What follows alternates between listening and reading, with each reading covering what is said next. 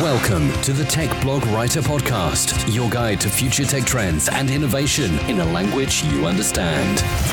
Now, over to your host, Neil Hughes.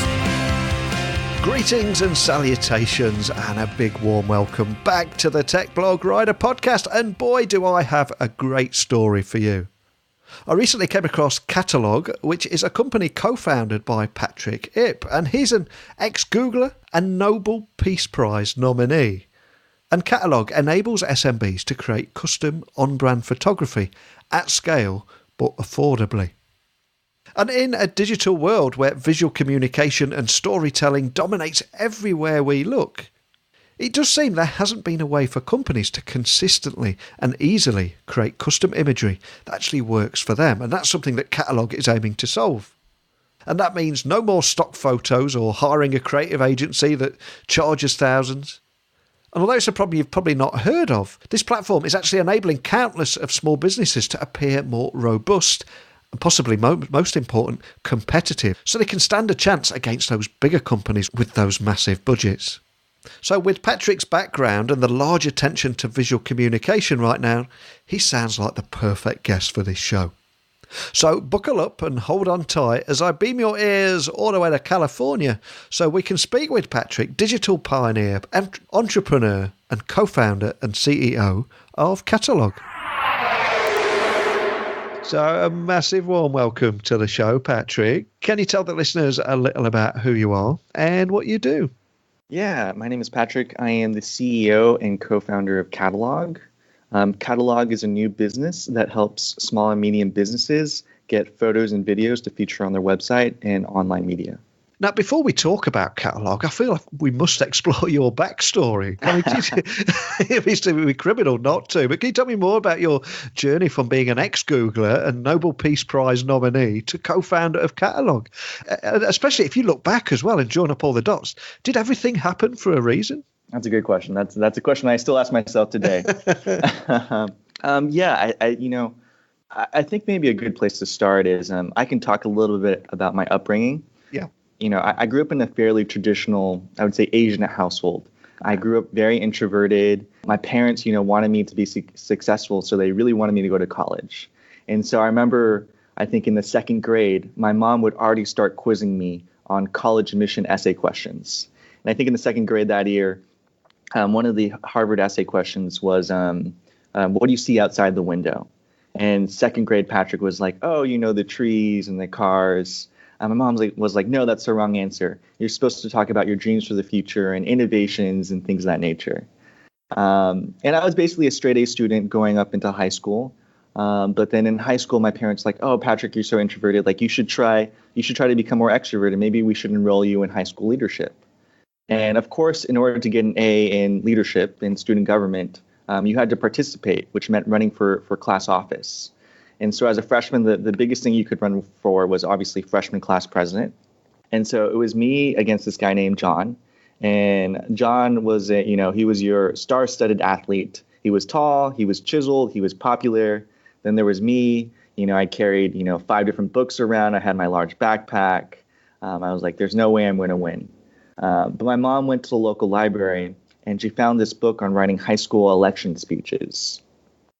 And she was able to, basically help me write the speech where on election day, John got up there and he spent a couple minutes talking about how he was the best person to run for freshman class president, how he's the most popular, the most experienced. And then I got up there and I was like, look, I don't want to talk about me. I want to talk about you. It's my belief that if I can make you become great, then together we can become the best freshman class. And later that day, I found out that I had won freshman class president. And it set me on this path without knowing it, but basically on this path of being a servant leader and servant leadership. And so, I go on through high school, would attend college at the University of Chicago. When I got to Chicago, I was told that the new definition of success was being an investment banker, working for a place like Goldman Sachs, or going into consulting, working at a place like McKinsey. And as a freshman, I've never actually heard of these jobs. I grew up in the Central Valley of California. And so I was like, okay, these sound like the things that I should try to strive for. But as a freshman, of course, I got rejected from all these opportunities. But then I happened to read about this opportunity to work in education reform in Australia. And so I was like, you know what, I'll just try to email the author and see what happens. And long story short there, he pays for my plane ticket from Chicago to Melbourne, pays for my apartment in downtown Melbourne, and gives me the summer stipend.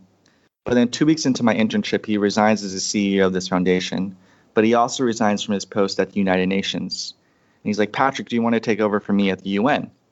I'm like, of course. So I get elevated to senior official status of the UN of Australia. And on top of that, Melbourne is hosting the 63rd annual UN conference. And as the youngest person there, they're like, hey, Patrick, you know, you're 18, 19 years old. Do you know anything about social media? I was like, yeah, you know, I post on Facebook and I post on Twitter. And they're like, can you open up the UN's Facebook and Twitter accounts? So I was like, sure. And so opened up the social media accounts for the UN, ended up running the social media for the conference. We got 1.3 million hits, which back in 2010 was a decent number.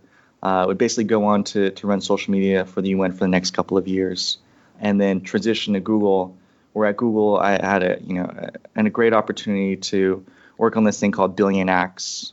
And at Billion Acts, it was fortunate that of the 3 years that I worked on the project, 2 of those years it was nominated for the Nobel Peace Prize. But basically, just to summarize what we were doing at Billion Acts, as you know, Google's mission was to organize the world's information. With Billion Acts, it was our mission to try to organize the world's goodness and understand what it means to do good in the world. And we were fortunate to work with 13 other Nobel Laureates to try and achieve that. So I'll pause there. I know I rambled on for a little bit. No, not at all. What an inspirational story. Wow. I've done nearly, 800 of these, and that is just fantastic. I've got to ask, though, I mean, whatever happened to John? Is he propping up the bar, drinking whiskey out of a dirty glass somewhere? He's still doing well. He's still doing. We actually were longtime friends. We went to elementary school together and middle school together. But it was just one of those funny moments where you had the jock and you had the absolute nerd. Yeah. And in this case, things worked out for me. There's a movie waiting to happen right there, let me tell you. Now, visual communication and storytelling dominates everywhere we look at the moment. Yet there hasn't been a way for companies to consistently and easily create custom imagery that works for them. And my understanding is that with Catalog, you set out to solve this problem. But what was the inspiration behind Catalog? I mean, do you have any personal experience of this problem? Yeah, I think going back to your former question too about connecting dots and lines. Yeah. I never planned to go to the UN, and I was very, very fortunate at a young age to work at the UN, and then would go on to work at Google on some great social projects. And then when I worked at Google, I also started working with a lot of small and medium businesses. And one of the things about getting to spend time with them directly, my dad runs a small business as well. Was that it was very hard for them to transition to the digital age, to start to do online ads, to start to get on websites. It was just something that, they knew how to run their business, but they didn't know how to do the digital component of it. And one of the earliest things that you need to do is you need to get photos and videos that can be used on your website, that can be used on ads. And that was a spot that, I found through my conversations was sorely lacking. And so I left Google 2 years ago. I'm on this mission of trying to see how could I help more small and medium businesses actually get the photos and videos they needed. And so it was really just born out of just wanting to solve this problem for them. And, we were fortunate now it's a decently growing startup that has raised about $2.4 million to date. So for any creators listening to us today, anywhere in the world, can you expand on exactly what Catalog is and maybe offer a few examples of how it can make their lives easier? Yeah, the way that we think about how we work with creators is, I think one of the things is if you take a step back and you look at the evolution of our space in terms of, I think when you think about how a lot of companies today work with creators, it's almost like an Uber for X model. So there are a lot of companies that are like, oh, we'll match you with photographers. What we do is a little different than that in that we actually work to hire these photographers, either bring them on full time or provide them a guaranteed minimum amount of deals they're going to be doing a month. In that way, they get an opportunity to know that they're going to be have a basic income for that month.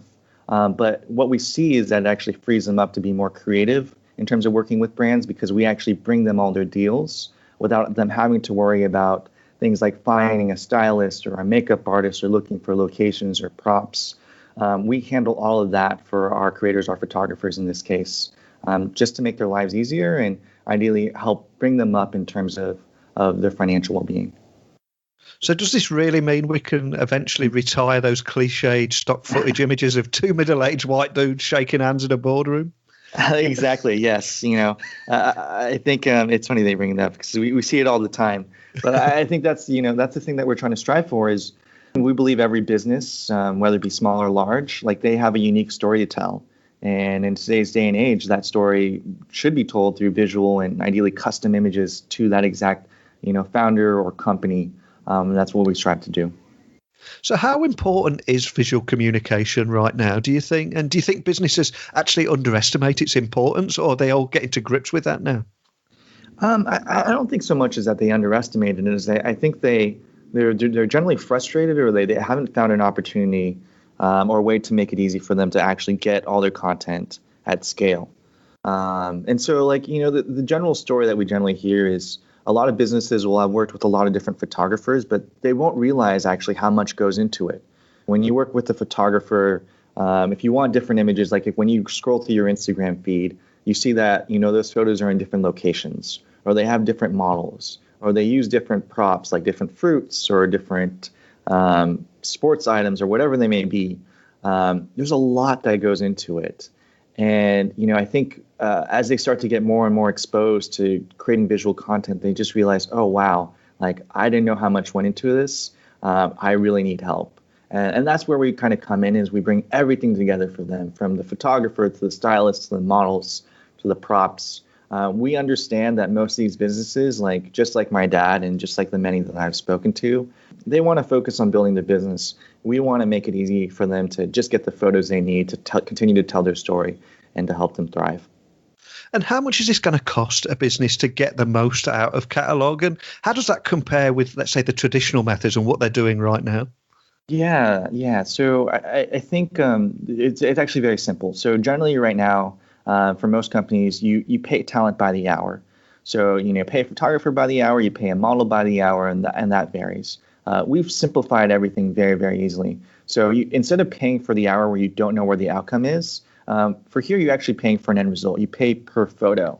And so we have two main products. We have an enterprise product and a startup product. Startup product is just $49, 49 USD for a product photo and $129 for a model photo. And that includes everything like locations and props and editing and resolution. It's all included, and we have 100% money back guarantee as well, because we want to make sure that people love the photos that they receive. And then for our enterprises, we do a subscription there where they can get as many photos as they need. And one of the big reasons I invited you on today was the technology behind what you're doing as well. So can you tell me more about the tech behind Catalog and how artificial intelligence is giving that archaic photo creation process and kicking that to the curb? Yeah, great question. Obviously, I'm an ex-Googler. And so naturally with a Google background, my question is how do we make this easier both on the businesses and our creators using technology? So there are two main components in terms of how we use technology today. The first is, one of the things that we've seen is when you talk to a business and they're like, oh, what type of photos you want? They're like, like maybe something that I see from Nike, or maybe something that I see from a restaurant or a different business that I like. So what we can do is actually we have a system that can scan all those images from a specific brand and say like, hey, 60% of Nike's photos, they include a model that is this age, this ethnicity, and uses this colors, and these are all the props they use. And so we have a technology that can scan and basically act in a way as a creative guidance to help the business understand, like, okay, like I really like these specific images, and I know now that I should have 60% of my images feature a model and 40% of my images feature a product. So that's one core component. The second thing, and this is something that we're extremely excited about, we call it predictive content. And what predictive content does, it scans the customer or brand's social images. We look at all their new product information, and we also look at global trends in their industry. So what images are actually trending in their particular vertical, their particular location, their particular demographic. And our artificial intelligence will then actually suggest photos to be created. So we don't have to wait for the business. We don't have to wait for the photographer. Our intelligence, our artificial intelligence will say, hey, this business, like based on these global trends, they should have an image that looks like this, a custom image that looks like this. And what we actually do is we send that out to a production team, and they produce that image for the business. So the business doesn't actually have to pay for anything up front. But we believe in our technology so much that we believe they'll like it, and they can just pay for that in our system. So looking towards the future, what's your grand vision for Catalog? Oh, that's a great question. I don't know if there's an easy answer there. I think there are two answers that come to mind. Obviously, I think in the short term, it's about solving the problems that I see with my dad and his small business, the many people that I've talked to, getting them visual content that's easy, that's simple, that looks gorgeous. Like that's what I want to achieve in the short term. But I think the secondary thing, and I think this comes going back to connecting dots, like to my time at the UN, to my time at Google, working with these Nobel laureates. One of the questions I get asked is, in today's day and age, what is the responsibility of an entrepreneur? And it just so happens that I find myself trying to work with SMBs and making them more successful. But I think one of the secondary goals and visions is, how do we build a more ethical and more moral company, one that values its employees and cares about their well-being? And just one quick example is, for all our employees that are on our team, one of the things that we do is we have weekly one-on-ones where in those one-on-ones, we not only talk about how do I make them more successful in terms of just the duration at the company, but how do I make them more successful for their lives and for their entire career? Because similar to my own journeys, like, I don't know what's going to happen to the future of the startup, but I know that the world is small and that we are all immensely capable of amazing things. And if I can play a small role in their growth and making them a better person today and the next year and the next year after that, that's kind of, my vision with the company, is building one that can be a role model company that others can model themselves after, in the sense that it's not just about trying to achieve our own vision with our company, but also achieving the visions of everyone that we work with, both internally and externally. Excellent. It's fantastic what you're doing. I think we've only scratched the surface of what you're actually doing with Catalog at the moment. And I'm quite conscious, if anyone's Googling you, just Googling Catalog, it's going to take them forever to find you. So can you remind everyone listening of where they can find you online, and also maybe contact a member of your team if they've got any other questions or just want to find out more information? Yeah, it's very simple. Our website is just catalog.cc. We try to get catalog.com, but it's unfortunately about $1 million. So unfortunately can't buy that one right now. But more than welcome to also email me personally.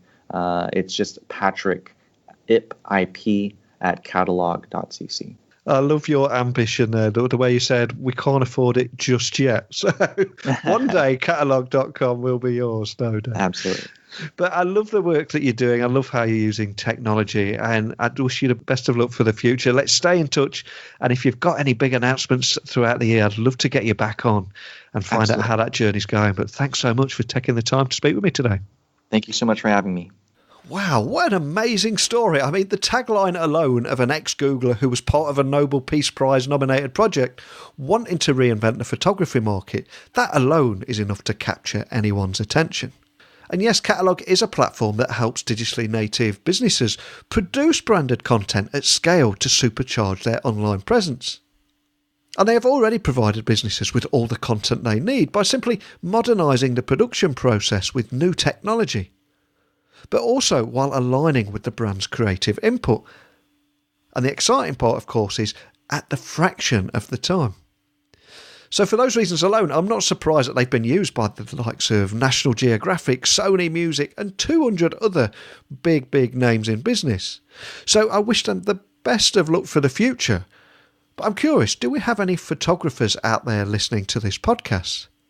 And if we do you have any insights about the industry, the kind of problems that you're encountering all the time, and also the opportunities and the solutions offered by Catalog? Now, obviously, it's going to be impossible for me to be an expert on every single topic that I discuss each day on this podcast. And that's why I'm passionate about handing the microphone over to you. Because I want to learn from the guest each day, but also I want to learn from you and your real world experiences. And those experiences with some problems and frustrations and how we can get over those with new solutions. So email me, techblogwriter@outlook.com. If you're more of a LinkedIn, Twitter or Instagram kind of person, just look for Neil C. Hughes. But that's it for today's podcast, I'm afraid. Big thank you for listening. And until next time, don't be a stranger. Thanks for listening to the Tech Blog Writer Podcast. Until next time, remember, technology is best when it brings people together.